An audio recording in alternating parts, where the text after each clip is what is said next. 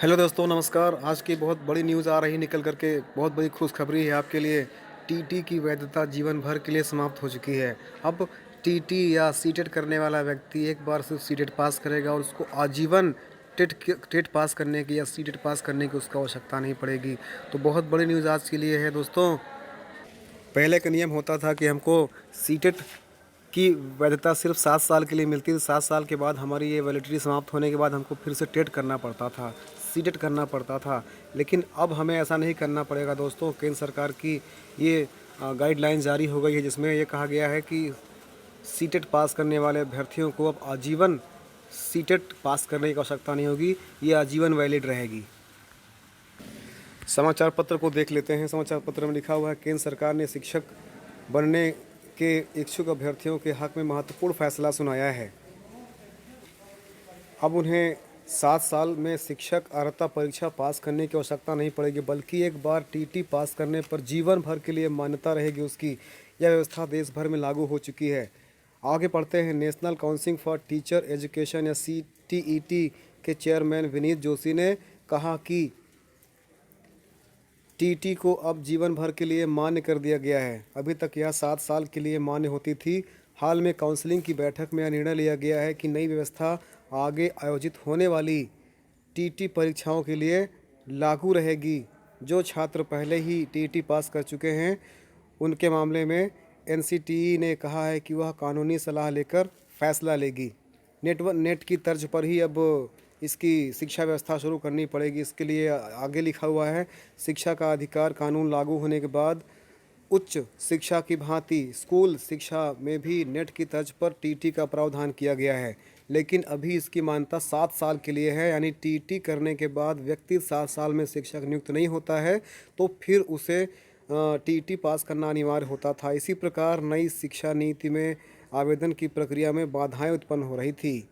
दोस्तों, 7 साल के बाद दोबारा बैठना पड़ता था परीक्षा में, जिससे कि हम आगे की परीक्षाओं को, आगे की शिक्षक पात्रता परीक्षा पास करने के बाद आगे की तैयारी पूरी कर सके, आगे नौकरी पाने के लिए। लेकिन अब यह बात खत्म कर दी गई है।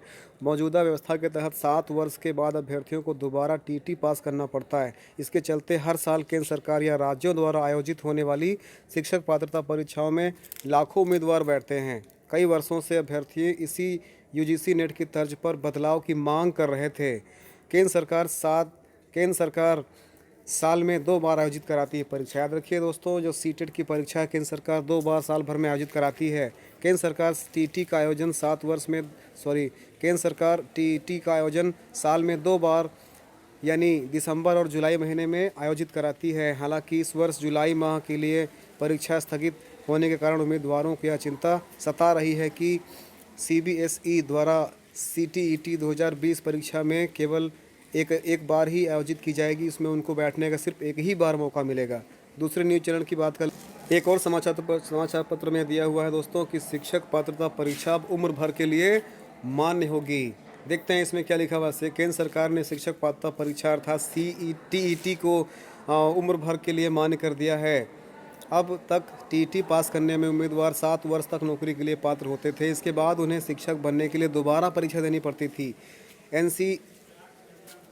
NCTE द्वारा नियमों के द्वारा बदलाव के लिए कई सालों से मांगे की जा रही थी। केंद्र और राज्य NCTE नियमों में TET करवाते हैं। केंद्र सरकार के लिए CBSE और राज्य अपनी परीक्षा खुद करवाते हैं। National council for teacher education की पिछली दिनों बैठक हुई और इसमें नियम में कुछ बदलाव के लिए मंजूरी दी गई है, जिसके अंतर्गत ये कहा गया है कि सरकार के इस फैसले का सबसे अधिक लाभ महिलाओं को होगा। दरअसल शादी और बच्चों के चलते वे नौकरी छोड़ देती थी, अब दोबारा आसानी से नौकरी पा सकेंगी।